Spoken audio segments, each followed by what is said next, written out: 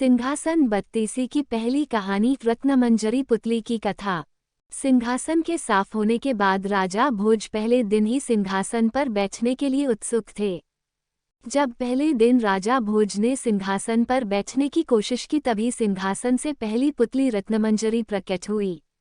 पहली पुतली रत्नमंजरी ने राजा को अपना परिचय दिया और कहा कि यह सिंहासन विक्रमादित्य का है और उनके जैसा गुणवान और बुद्धिमान ही इस पर बैठने योग्य है। अगर यकीन नहीं होता तो राजा विक्रमादित्य की यह कहानी सुनकर फैसला करना कि तुम में ऐसे गुण हैं या नहीं।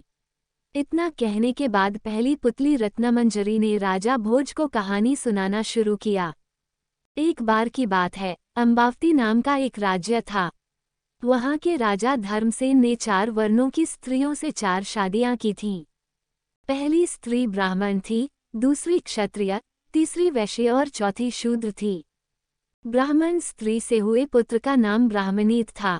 क्षत्रानी से उन्हें 3 पुत्र थे, जिनके नाम थे शंख, विक्रमादित्य और भर्तृहरि। वैश्य पत्नी से हुए पुत्र का नाम चंद्र था और शूद्रानी के बेटे का नाम धन्वतारी था। जब सभी लड़के बड़े हुए तो ब्राह्मणी के बेटे को राजा ने दीवान बनाया, लेकिन वो अपनी जिम्मेदारी ठीक तरह से संभाल न सका और वो राज्य छोड़कर चला गया। कुछ वक्त तक वो कई जगहों में भटका और फिर वह धारानगरी नाम के राज्य में पहुंचा और वहां उसे एक अच्छा ओहदा मिला। लेकिन एक दिन उसने वहां के राजा को मार दिया और खुद राजा बन गया। कुछ वक्त बाद उसने उज्जैन आने का फैसला किया, लेकिन उज्जैन पहुंचते ही उसकी मौत हो गई। उसके बाद क्षत्रानी के बड़े बेटे शंख को लगा कि उसके पिता विक्रम को राज्य का राजा बना सकते हैं। ऐसे में उसने अपने सोते हुए पिता पर हमला कर उसे मार डाला और खुद को राजा घोषित कर दिया। सभी भाइयों को शंख के षड्यंत्र का पता चल गया और सब इधर उधर निकल पड़े। शंख ने ज्योतिषियों का सहारा लिया और उन्हें अपने भाइयों के बारे में ज्योतिष विद्या के सहारे से पता लगाने को कहा। ज्योतिषियों ने बताया कि विक्रम को छोड़कर उनके सभी भाई जंगली जानवरों का शिकार बन गए थे। विक्रम अब बहुत ज्ञानी हो चुका है और आगे चलकर बहुत बड़ा सम्राट बनेगा। ये सुनकर शंख को बहुत चिंता होने लगी और उसने विक्रम को मारने की योजना बनाई। शंख के मंत्रियों ने विक्रम को ढूंढ निकाला और शंख को इसकी जानकारी दी। शंख ने एक तांत्रिक के साथ विक्रम को मारने की योजना बनाई। उसने तांत्रिक से कहा कि वो विक्रम को काली की आराधना की बात बताए और उसे सिर झुकाकर काली की पूजा करने को कहे। जैसे ही विक्रम गर्दन झुकाएगा तो वो उसकी गर्दन काट देगा। तांत्रिक विक्रम के पास गया और उसने शंख के कहे अनुसार विक्रम को काली की आराधना के लिए सिर झुकाने को कहा। शंख भी वहीं छिपा बैठा था। विक्रम ने खतरा महसूस कर लिया था। उसने तांत्रिक को सिर झुकाने की विधि बताने को कहा और तांत्रिक जैसे ही झुका शंख ने उसे विक्रम समझकर उसकी गर्दन काट दी। इतने में विक्रमादित्य ने शंख के हाथ से तलवार लेकर उसकी भी गर्दन काट दी और अपने पिता की हत्या का बदला ले लिया। फिर विक्रमादित्य राजा बने और अपने राज्य और प्रजा का पूरा ध्यान रखने लगे।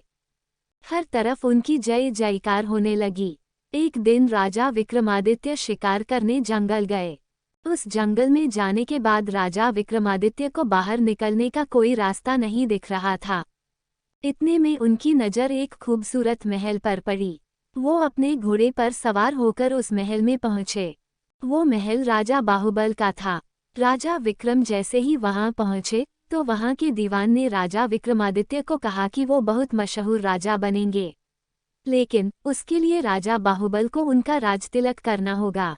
साथ ही उसने ये भी कहा कि राजा बाहुबल बहुत दानी है और जैसे ही विक्रमादित्य को मौका मिले वो राजा से स्वर्ण जड़ित सिंहासन मांग लें। ये स्वर्ण जड़ित सिंहासन भगवान शंकर ने राजा को भेज दिया था। वह सिंहासन राजा विक्रमादित्य को सम्राट बना सकता है। राजा बाहुबल ने विक्रमादित्य का अतिथि सत्कार और राज तिलक किया। इस दौरान विक्रमादित्य ने सिंहासन की मांग की और राजा बाहुबल ने विक्रमादित्य को उसका सही हकदार समझते हुए बिना संकोच सिंहासन दे दिया। कुछ दिनों तक बाहुबल के महल में रहने के बाद राजा विक्रमादित्य सिंहासन लेकर अपने राज्य वापस आ गए। सिंहासन की बात दूर दूर तक फैल गई। हर कोई राजा विक्रमादित्य को बधाई दे रहा था। इतना सुनाते ही पुतली रत्नमंजरी ने कहा कि राजा भोज, अगर ऐसा कोई काम आपने भी किया है तो आप इस सिंहासन पर बैठ सकते हैं। ये कहने के बाद पहली पुतली रत्नमंजरी उड़ गई। ये सुनकर राजा भोज ने उस दिन सिंहासन पर बैठने का फैसला टाल दिया और सोचा कि अगले दिन आऊंगा और सिंहासन पर बैठूंगा। कहानी से सीख। इस कहानी से यही सीख मिलती है कि कभी लालच नहीं करना चाहिए और दूसरों का बुरा नहीं सोचना चाहिए। जो दूसरों का बुरा चाहते हैं उनके साथ कभी अच्छा नहीं होता है।